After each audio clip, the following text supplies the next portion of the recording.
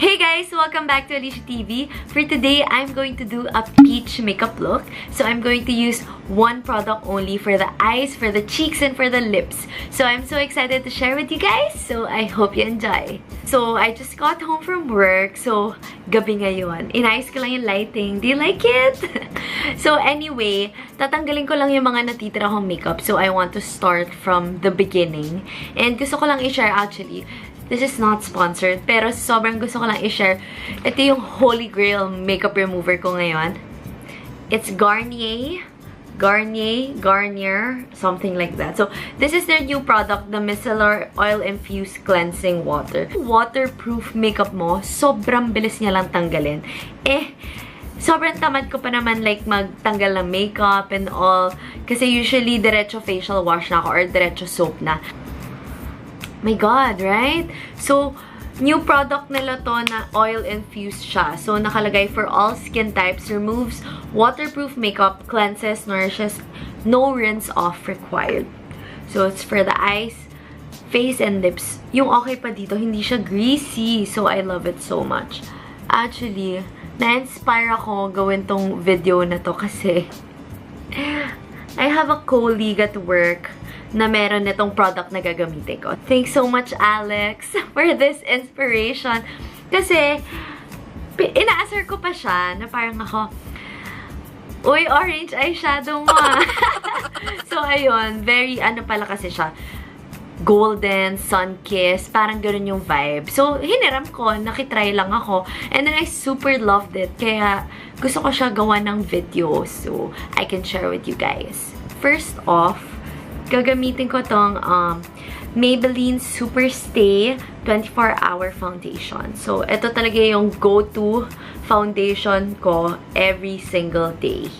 So, I'm in shade Buff Beige. As in, sobrang sakto na tong color na to sa akin. So, actually, every morning kasi, like, tinatamad na ako. Alam mo yung everyday makeup nakakatamad. So, ginagawa ko siyang concealer. But I still use my Maybelline Age Rewind Concealer. So, ayan. Ito, lighter shade siya. So, pinapaghalo ko lang. So, yeah. Ito na yung parang concealer foundation routine ko.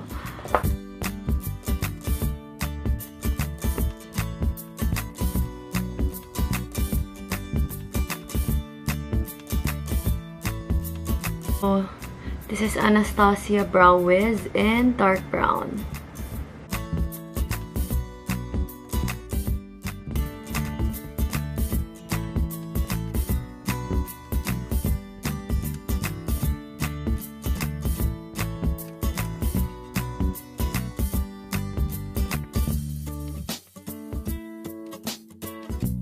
So, next is I'm going to do my eyeshadow, cheeks, and lips already. So, ito yung sinasabi ko sa inyo yung gusto kong product ngayon. So, this is the Golden Color Snap by Colorette. I know, sobrang sikat na ng Colorette Cosmetics and wala pa akong kahit isang product nito. As in, yung sa lipsticks, ito, itong mga stains nila. So, from now on, bibili na ako. Kasi nagustuhan ko to. As in, it's a local product na sobrang promising and ang ganda daw. And sobrang gandang review. So, yeah. I'll buy soon. So, ngayon, hiram muna tayo. Alam mo yung konting ano ko lang. Very orange talaga siya.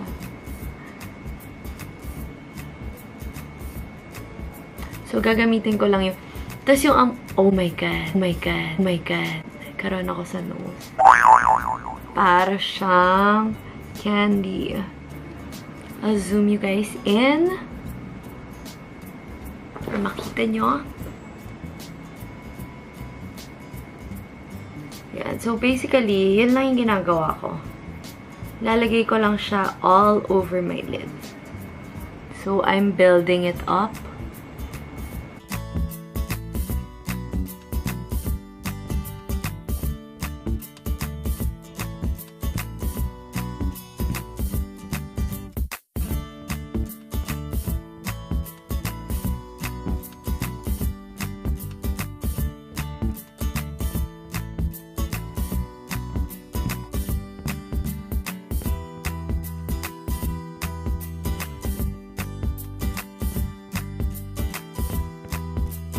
I don't want it to be like super orangey peachy.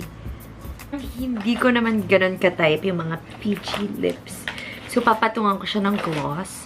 So, this is from NYX Butter Gloss in Madeleine.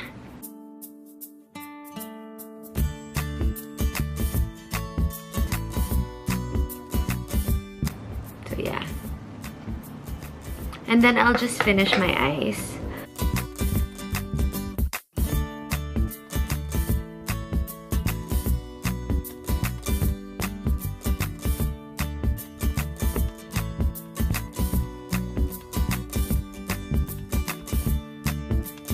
And then, I'm going to highlight. So, this is from Anastasia. I'll use Bronzed and Summer.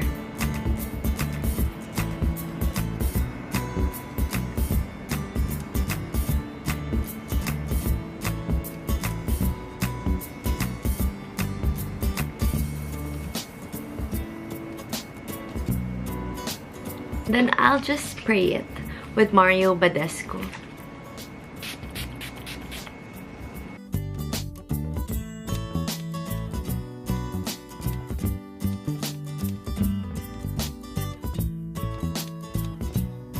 Okay, so this is the final peachy orangey sunset golden look. So I hope you enjoyed this and I hope may natutunan naman kayo. So yeah, for me, I super love this product from Color It. So yay! Props to Color It. Sobrang cute nitong product na to. So I'm sure marami pang ibang shades to. And I'm so excited to try their other lines. I mean, their other lips, eyes, ano pa ba? Yon, mga yon.